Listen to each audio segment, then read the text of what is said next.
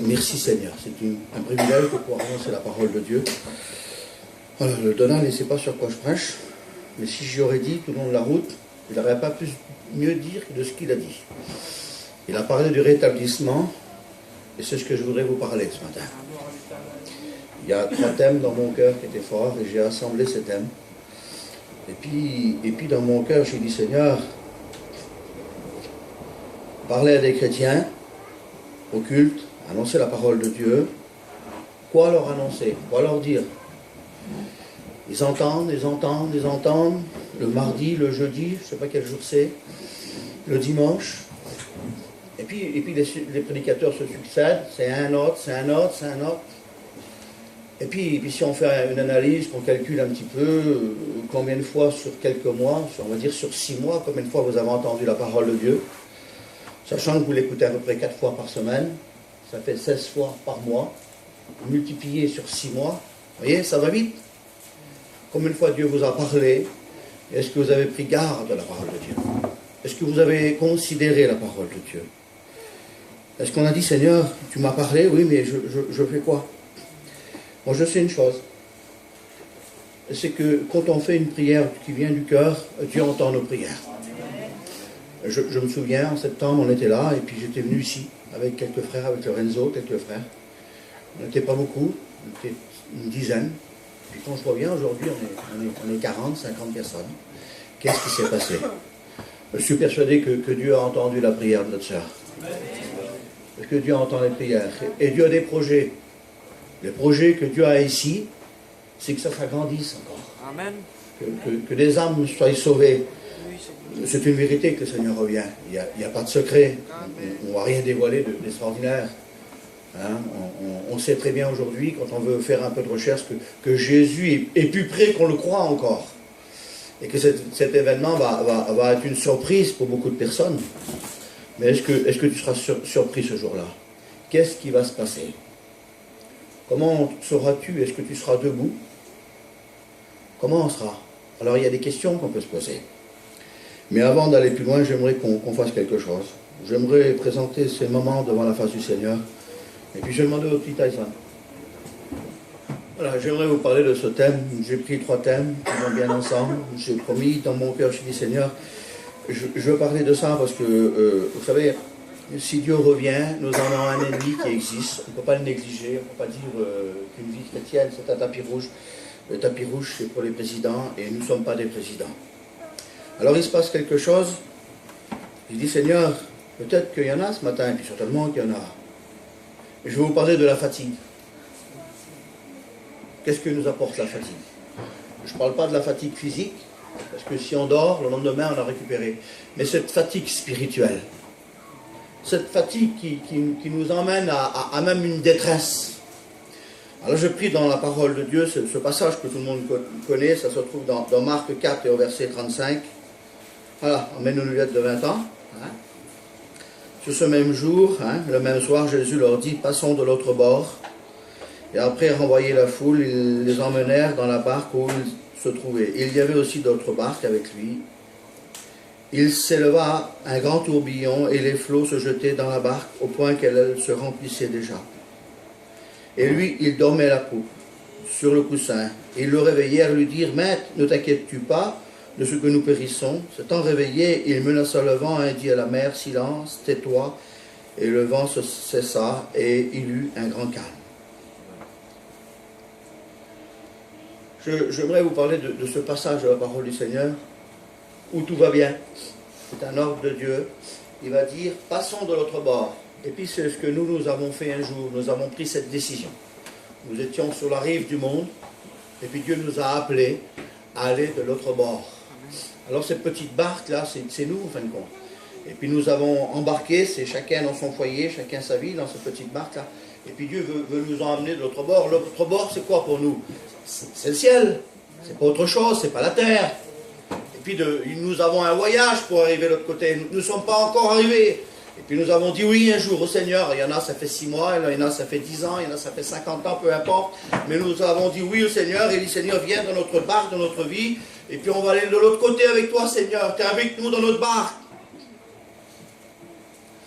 Il est avec nous, le Seigneur, dans la barque. Et puis pendant ce voyage, une barque, vous savez, si on ne fait rien, elle n'avance pas. Il faut ramer.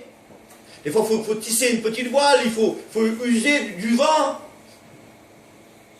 Il faut faire des efforts. C'est ce qu'un chrétien doit faire tous les jours.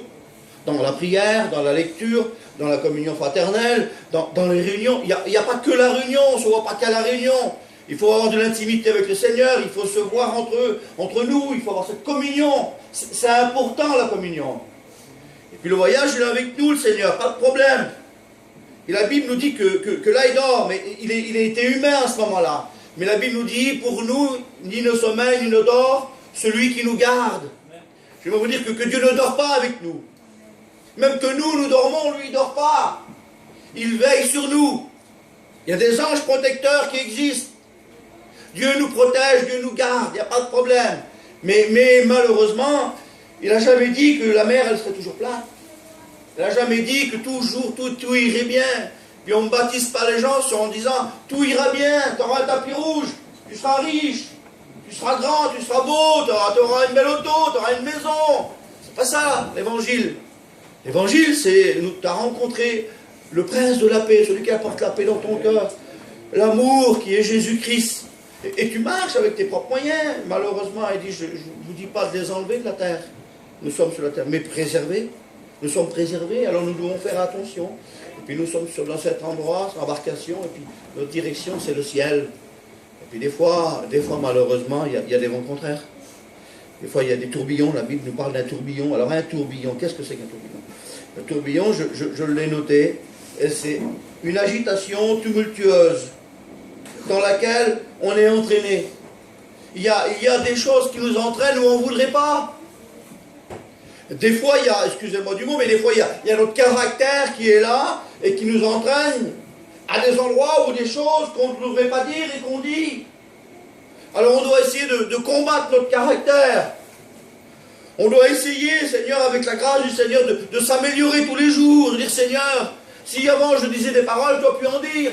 Si avant je me mettais en colère pour ça, je ne dois plus me mettre en colère. Si maintenant avant ma vision, elle était négative, eh bien aujourd'hui, il faut que je sois positif dans ma vision. Si la sœur, elle vient et puis qu'elle me dit quelque chose qui est désagréable, ou qu'elle fait quelque chose qui n'est pas bien, il ne faut pas que je le voie du mauvais œil. Il faut que j'aille cette bonne vision et dire, Seigneur, mais toi tu nous as tout pardonné à la croix, moi aussi. Il faut que je pardonne. Vous comprenez? Mais la Bible vous dit de supporter les uns les autres. On doit se supporter. Quand on prend le passage, on s'aperçoit qu'il y a des autres barques avec. Et peut-être qu'ils auraient pu dire, dis donc le Seigneur, il est avec eux. Et pourquoi qu'il n'est pas avec nous? Il y a toujours des gens qui sont en contradiction avec les choses. Des jaloux ou des jalouses, ça existera toujours. Il y a toujours de l'opposition, de la difficulté. Mais nous sommes dans cette mer-là, et puis on rame pour ce ciel où il n'y aura plus rien, ce sera la félicité, où Dieu lui-même va nous éclairer, où nous prendra dans ses bras, où tout sera effacé, cette terre-là. On en a marre de cette terre, dites-moi la vérité, on n'en a pas marre de la terre-là. Le matin, travailler, revenir, pareil, il n'y a rien qui change, c'est difficile. Et puis on doit, et puis ils sont là, le tourbillon est là, la vie n'est pas facile. Des fois, excusez-moi, on n'a pas toujours des bonnes nouvelles. Les nouvelles ne sont pas bonnes. Des fois, il y a le tourbillon de la vie, le téléphone, là, pour le jeter, ça serait bien. Il y a 2 heures du matin, ça sonne, on a peur. On a peur d'une mauvaise nouvelle, on a peur de quelqu'un qui est malade aujourd'hui. On se dit, si le Seigneur il veut, on peut aller là. On ne peut plus dire on va aller quelque part, parce que aujourd'hui tout va bien, comme il a dit le frère, et puis demain tout va mal. Le tourbillon il est venu, puis d'un seul coup, ça y est, c'est les hôpitaux, c'est des analyses. Et puis des fois, malheureusement, excusez-moi, ça existe. Il y a la séparation des êtres chers qu'on aime. Alors, des fois, c'est pas facile. C'est pas facile. Et comme il a dit, c'est vrai, les enfants grandissent. Il faut aider les enfants. Alors, on est pris par ça. Des fois, l'autre, il a des projets sur cette terre. Quel dommage, Seigneur. Que nos projets soient en Dieu. Amen. Je vous le dis, que nos projets soient en Dieu. Ne perdons plus de temps avec cette terre-là. Elle nous fait du mal, la terre, de toute façon. Et puis, puisqu'ils sont là, et puis ils ont peur, C'est des marins, ils auraient dû dire, je suis un marin, j'ai l'habitude. Et ils ont peur, alors ils vont venir réveiller le Seigneur. Réveille-toi, réveille-toi. On a peur. Vous n'avez pas peur, vous, des fois? Moi, j'ai peur, des fois. J'ai peur de ce qui peut arriver. J'ai mon tout petit, moi, j'ai peur. J'ai peur qu'il s'étouffe. On a peur des choses. On n'est pas rassuré sur cette terre. Des fois, notre bateau, il a été heurté, des fois. Je ne sais pas ce matin, mais sous la mer, il y a des récifs, et on ne le voit pas. Et il y a des choses qui sont cachées. Et puis le récif, on ne le voit pas, et puis des fois, ça fait une brèche. Des brèches dans le bateau, là. Et puis on fait comment? Ça ne se voit pas, c'est des choses qui sont cachées. Et des fois, le cœur, il est en miettes. On vient, on fait un grand sourire, on fait celle ou celui qui tout va bien, mais en fin de compte, tout va mal à l'intérieur du cœur. Il y a de la détresse parce qu'on souffre, on peut souffrir pour nos compagnons qui ne sont pas chrétiens, ou nos compagnes, ou nos enfants, parce qu'on voudrait tellement, et puis des fois, ça ne va pas tellement, il y a des choses qui ne s'accordent pas, des fois, il y a des choses qui sont cachées, et c'est ce qui nous fait plus mal en plus, parce que des fois, on n'ose pas en parler, on garde ça pour nous. Et la brèche, elle permet à l'eau d'entrer, et puis le bateau, il s'enfonce, la barque, elle s'enfonce, des fois, on s'enfonce, on n'est plus à la même hauteur. Puisque le bateau, s'il ne s'enfonce pas, il est peut-être à 1 mètre, mais avec trop dedans, il baisse. Des fois, il devient à 80, il s'enfonce. Au sens spirituel, il est temps de se lever. Si Christ s'est levé pour arrêter le vent et la mer, vous ne croyez pas qu'il est trop temps de dire, Seigneur, je me lever parce que ma barque, elle s'enfonce. Parce qu'il y a des vents contraires. Parce que je rencontre de la maladie chez moi. Parce que je rencontre des choses que je suis tout seul. J'ai besoin. J'ai besoin de me lever et dire oui, j'ai besoin de toi, Seigneur, d'être vrai, d'être sincère et dire, Seigneur, j'ai besoin que ma barque soit restaurée. J'ai besoin qu'elle sorte de l'eau. C'est comme ça, quand quelque chose ne va pas, on le prend, on le met sur un quai, au port. Et puis, vous savez, un bateau qui a été abîmé, c'est pas toujours des récifs. Un récif, c'est quelque chose d'important, il va faire un gros trou, si vous voulez, une grosse marque, une brèche. Et puis des fois, c'est pas toujours ça, des fois c'est des petits trucs, des petits détails de la vie qui nous font mal. Un petit mot que l'autre a dit, un petit truc. Elle a été toujours vers lui, là, elle vient jamais chez moi. Pourquoi qu'elle vient jamais chez moi? Vous savez, c'est pas grand chose, ça. L'autre elle n'a pas fait attention, mais bon... Mais on est là, puis on dit, moi, personne vient me visiter. C'est rien, mais ça fait mal. On dit, il y a de l'injustice, l'indifférence. Je voudrais vous dire que l'indifférence, elle tue. L'indifférence, elle fait mal. Quand on est indifférent envers ses frères et sœurs, ne soyons pas indifférents. Soyons dire, Seigneur, je visite, mais je visite elle, je visite lui, je visite là. Moi, je marque tout. Alors je dis, tiens, lui, ça. Et c'est bon parce qu'on s'en rappelle. Ah, je n'ai pas été vers lui, je passe un petit moment. Que c'est bon ça. Faisons attention à ces petits détails de la vie. Il ne faut pas faire du mal autour de nous. Il y a des inconvertis, il y a un travail à faire. On n'a même pas le temps de s'ennuyer aujourd'hui. Hein. Il y a tellement de travail à faire autour de nous. C'est des petits coups. C'est des petits coups des fois que l'autre reçoit. Puis un petit coup que vous vouliez ou que vous ne vouliez pas, ça fait un petit trou dans le bateau, puis que ce soit une grande brèche, ou un tout petit trou de rien du tout, de 3 cm, l'eau elle rentre quand même, et elle fait mal, et puis le bateau s'enfonce. Il mettra plus de temps, mais il s'enfonce. Il y a une fuite, il y a une avarie, l'eau elle rentre, il faut le mettre à quai aussi. Puis quand un navire il est abîmé, on le met à quai, et puis on fait quoi? On est obligé d'appeler l'assureur. Et puis l'assureur il vient. Et puis il regarde. C'est qui notre assureur à nous? Qui c'est qui répare les brèches? On l'appelle le réparateur. Il répare les brèches, lui. Il vient pas tout seul, il vient avec son Père, il vient avec le Saint-Esprit. Le Saint-Esprit, c'est l'espère. Il vient avec l'assureur, ils sont là ensemble. Et l'espère, il connaît, il sait, lui. Le Saint-Esprit sonde les cœurs et les reins. Il vous connaît parfaitement. Il sait votre besoin. Et c'est ce qui vous fait mal, ce que vous avez besoin dans votre vie spirituelle, ce qui manque à votre vie. Et ce matin, Dieu est prêt à vous le donner, ce qui manque. Mais il faut se mettre à quai. Si on est toujours dans l'eau, on va toujours s'enfoncer. Il faut se mettre sous le port et dire, Seigneur, Se mettre sur port, c'est quoi? Ben, c'est avouer, dire Seigneur, il y a ça qui fait mal dans mon cœur. J'ai tellement besoin que ce soit réparé.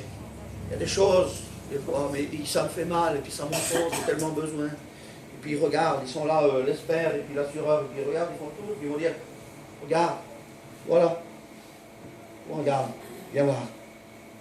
Voilà, il y a une brèche, on va la réparer, oui. Il y a des fois, il y a des choses qui ne sont pas visibles. Regarde, il vient, il gratte un petit peu. Il gratte la peinture, là. Mais en dessous de la peinture, vous savez ce qu'il y a? Il y a de la rouille. C'est rien. C'est un tout petit trou de 2 cm. Mais quand il gratte, la rouille, elle a tout abîmé. Ça devient un trou qui est comme ça. Mais qu'est-ce qui se passe? Ben oui, c'est caché avec de la peinture. On peut cacher aux hommes. Pas de problème. Moi, vous me cachez tout. Je n'ai pas l'intention de savoir lire dans les cœurs. Puis je ne saurai jamais de ma vie. C'est Dieu qui lit dans les cœurs. On trompe un serviteur, c'est pas difficile. Mais n'essayons pas de masquer notre vie. Ne masquons pas notre vie avec Dieu. Vous savez, je ne pense pas que c'est ça ici. De tout mon cœur, non. Mais je le dis parce que ça arrive. Des fois, on apprend. Tiens, t'as vu l'autre là-bas? Il fume. Il fait ça en cachette. Mais il est découvert.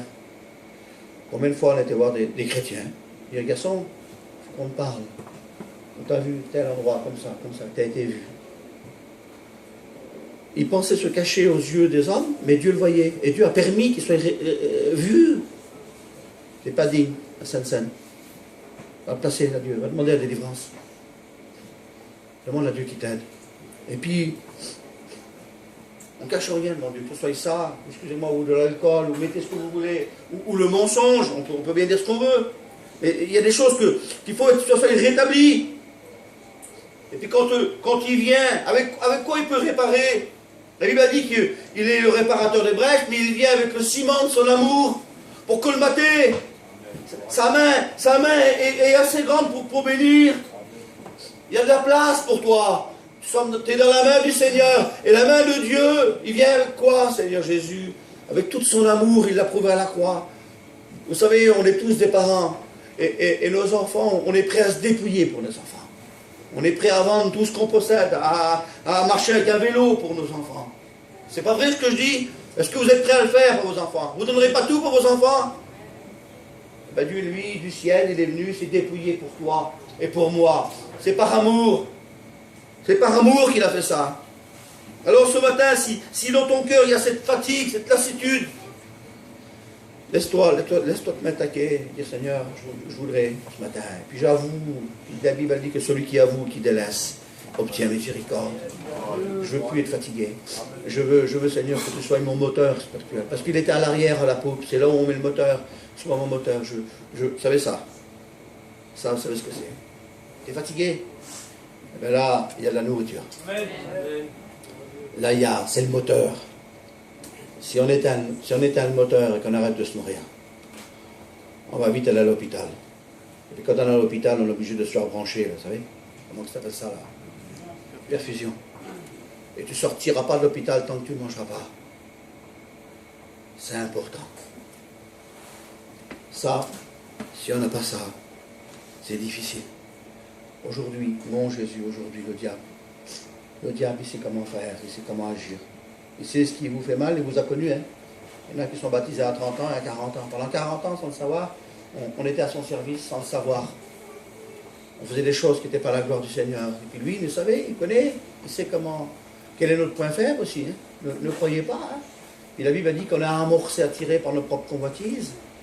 La chair est là, le vieil homme existe toujours, la vieille femme existe toujours, le vieux caractère.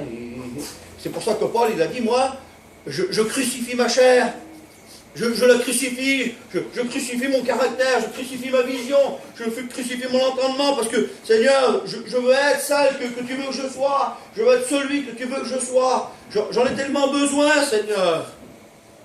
Je veux prendre des forces. J'ai besoin de... Peut-être ce matin, c'est peut-être le cas. Vous savez, quand un bateau il est en mer et puis qu'il est perdu et qu'il a fait retrouver sa route, ils prennent un pistolet, ils tirent en l'air là. Et puis ils disent c'est un SOS. Au secours! Au secours! Ben peut-être qu'il y a des hauts secours ce matin dans ta vie. Et puis ce pistolet, viens m'aider. Et puis vous savez ce qui peut t'éclairer quand tu es perdu? C'est le phare. Cette grosse lumière, le phare. Et qui est le phare pour toi ce matin? Et puis les gens qui sont perdus, quand ils voient le phare, ça les guide. Et ils arrivent au bon port. Dieu est le phare pour toi. Il y a plein de petites lumières autour là. Ils veulent t'éclairer aussi. Vous savez, parce que quand on est perdu, quand on est dans le noir, on voit toutes les choses noires. On voit toutes les choses négatives. On ne prend pas position. On est là, puis on dit, Seigneur, on n'ose pas le dire. On n'ose pas se dévoiler. Un jour, on était aux études, je pense à ça, mais quelle vérité, Seigneur. On était aux études, étudiants. Seigneur Jésus, bon, être mieux. On était dans une bulle spirituelle. Je disais, moi, si le ciel, c'est les études, je signe tout de suite. Tellement j'étais bien. Et puis, à ce coup, l'homme, il est arrivé. Là, il a tellement l'habitude. Michel, il est arrivé, il a fait le cours, et puis au bout d'un quart d'heure, il a dit, on arrête le cours. Pourquoi? Il dit, les garçons, il dit, je sens qu'il y a besoin de prière. Personne n'avait parlé, personne n'avait rien dit. Alors nous, on a posé les cahiers, puis on a prié. Puis d'un seul coup, la présence de Dieu s'est manifestée d'une force. On était tous debout, les frères qui ont fait des études, ils ont connu ça. On hurlait, on hurlait. Dieu était là, devant nous, on le voyait pratiquement. On ouvrait les yeux, on avait peur de le voir, tellement que sa présence de Dieu était forte. Et puis une prophétie s'est levée, et elle disait, ton âme est là, mais ton âme souffre. Et un garçon, il a dit, s'est levé. Elle dit, c'est moi, je souffre. Mais Seigneur, vous l'auriez vu, vous jamais de vos yeux, vous auriez pu croire. Il n'arrêtait pas de sourire, il n'arrêtait pas de dire des blagues. Et puis d'un seul coup, il a dit, voilà, mon père est malade. Je ne vais pas dire à ma femme. Je veux m'en aller, mais je ne peux pas m'en aller. Je suis aux études. Et je ne peux pas le dire. Je dis qu'on s'en va, ça ira pas, et puis je ne veux pas m'en aller, et je prie le Seigneur. Il avait juste à le dire, en fin de compte, c'était pas grand-chose. On aurait prié, et puis un autre est venu. On était 100. Et un autre a dit, je dévoile un secret, mais c'est pas méchant de toute façon. Un autre a dit, voilà, je suis assis là, avec mes 3 copains là. Il dit, j'arrive plus à les supporter. Bah, je sais pas, il dit, j'ai des pensées négatives, je ne sais plus ce qui m'arrive. Mais oui, parce que vous comprenez bien que vous êtes aux études. Le diable, Seigneur Jésus, il fera tout. Il fera tout pour pas que vous finissiez vos études. Il va même vous faire disputer si vous n'êtes jamais disputé avec votre compagne. Parce que lui, vous êtes en train dans le ring, en train d'avoir pris des gambas et puis dire, moi je t'invite à me battre. Alors en face de vous, c'est pas n'importe qui. Puis les frères ils étaient morts, et puis les frères, je vous demande pardon. Et les 3 frères, là, c'était tellement fait qu'amour. Ils ont vu que le diable, il avait essayé de... Ils se sont pris par les bras. Mais sur les 100, il y en avait 90 qui ont monté derrière et qui avaient dit, moi j'avais ça dans mon cœur. Mais personne ne disait rien. Et puis l'homme, il a dit, quand j'ai rentré, j'ai ressenti qu'il y avait un besoin de parler. Puis chacun parlait, chacun vidait, excusez-moi, son cœur. Chacun disait, dans mon cœur, il y a ça, je ne sais pas pourquoi. Mais chacun a ses problèmes, dévoilait un peu ses soucis. Puis quand le cours a fini, on a passé le midi, on a passé le midi et demi, on n'a rien mangé, on a resté je ne sais plus jusqu'à quelle heure. Mais si vous, je me rappelle encore, du coup, pas tellement qu'il nous a fait du bien, parce qu'on s'est dévoilé. On a dit, Seigneur, mon cœur, il a besoin de dire, de parler. Et c'est bon de parler, mes soeurs. C'est bon de parler, mes frères, quand il y a de l'inquiétude, il y a du souci. Ça fait du bien de dire, Seigneur, j'ai tellement besoin. J'ai besoin d'attaquer, j'ai besoin de faire ce phare m'emmène au bon port. J'ai besoin de mes frères autour, j'ai besoin de mes soeurs. Ne vous isolez pas, je vous en supplie. Ne jamais s'isoler tout seul. Vous savez, ceux qui s'isolent, hein, la Bible elle dit, celui qui se met à l'écart chasse ce qui lui plaît. On finit tout seul quand on s'isole. Il y a plein de gens qui s'isolent dans le noir, ils finissent par une dépression. Quand il y a un souci, il faut vite en parler. Il y a des frères qui prient. Dieu est tout puissant. Dieu agit par la prière. Dieu entend les prières. Nous avons un Dieu qui est vivant. Et puis, pas de problème, le bateau peut reprendre la route. Alors, soyons de ceux qui disent, Seigneur, je veux faire. Dieu va arrêter la tempête. Dieu va arrêter le vent. La mer va se calmer. Et on va pouvoir, Seigneur, ramer en sifflant, avec la force qu'on a. Mais Dieu renouvelle nos forces. Quand est-ce qu'il renouvelle nos forces, Seigneur? Est-ce que vous le savez? C'est pendant la marche. Si on arrête de marcher, si on arrête de travailler pour le Seigneur, Si on arrête toutes ces choses, mais on fait du surplace. Mais quand on fait du surplace, vous voyez, on prend du poids, on n'a plus de force.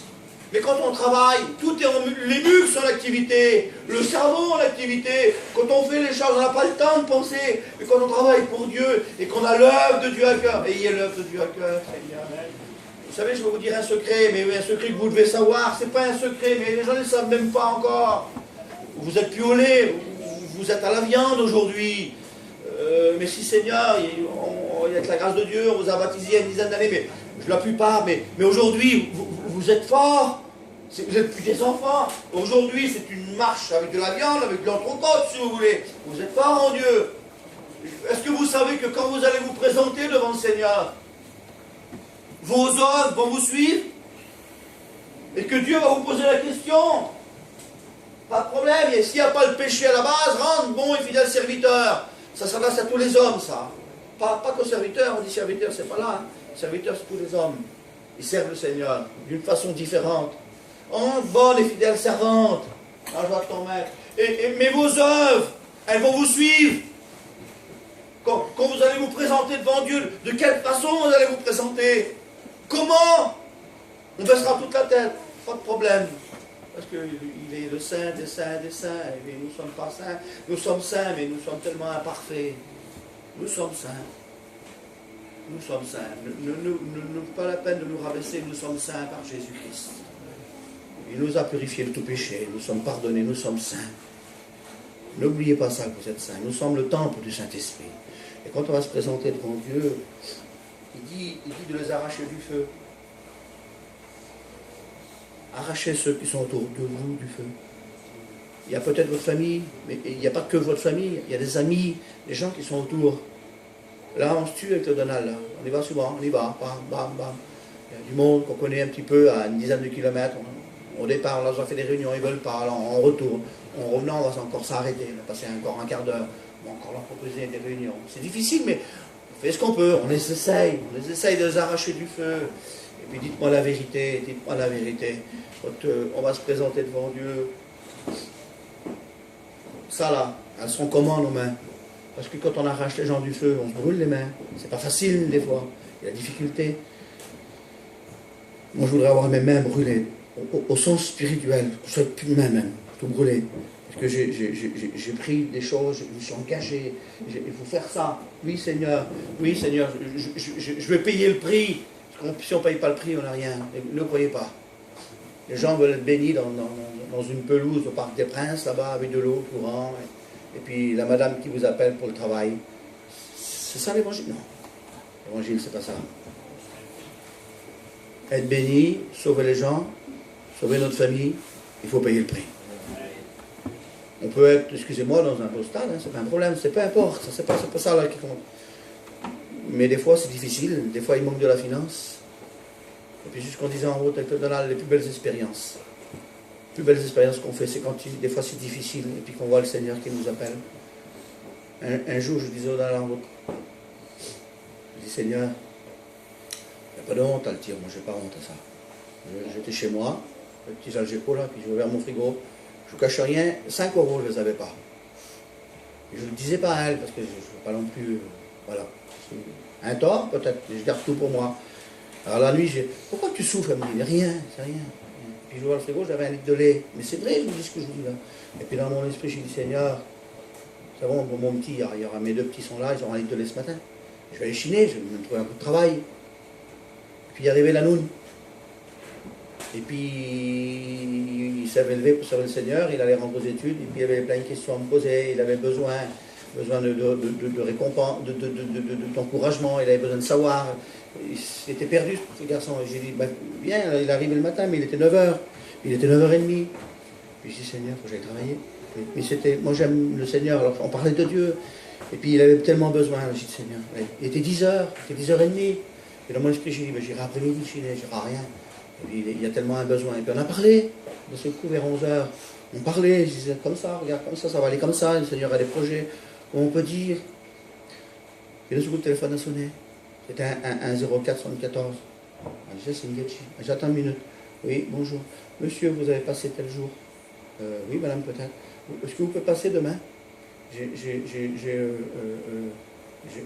un toit à refaire, à peindre, à laver. Je suis d'accord pour le travail. Je dis, Seigneur, comment t'es bon. Je t'ai fait passer avant. Je n'ai pas regardé à dire au garçon, il faut que j'aille travailler. Non, j'ai dit, Seigneur, là, il y avait un besoin. J'ai resté pour le besoin, pour l'œuvre de Dieu. Et le Seigneur, il connaissait toutes choses. Dieu connaît. Mais des fois, nous, on voudrait tout sur un tas d'argent, là en or. C'est pas comme ça, excusez-moi. Il faut payer le prix. Il faut des fois que ça... Excusez-moi. Peut-être des fois, il y a des pleurs cachés pour l'œuvre de Dieu. On en a des pleurs. Ouais, il y en a plein, des pleurs cachés. Ou des fois, il y a l'incompréhension avec les autres. Ou des fois, c'est difficile. Ou des fois, on n'est pas compris. Parce que... Mais le principal, c'est qu'on soit compris par Dieu. Ce que Dieu a pour vous, il a des projets de bonheur et non de malheur. Les projets que Dieu a pour vous, ils sont bons. Mais pour accomplir les projets que Dieu a pour vous, on ne peut pas se contenter, excusez-moi, mais on ne peut pas se contenter de ça. Métro, boulot, dodo. Aujourd'hui, il semblerait que c'est devenu ça, la vie chrétienne. Métro, boulot, dodo. Au mois de mai, je vais en mission, voilà, je vais à la Réunion. Mais ça s'arrête là. Faisons attention à ça. Faisons attention.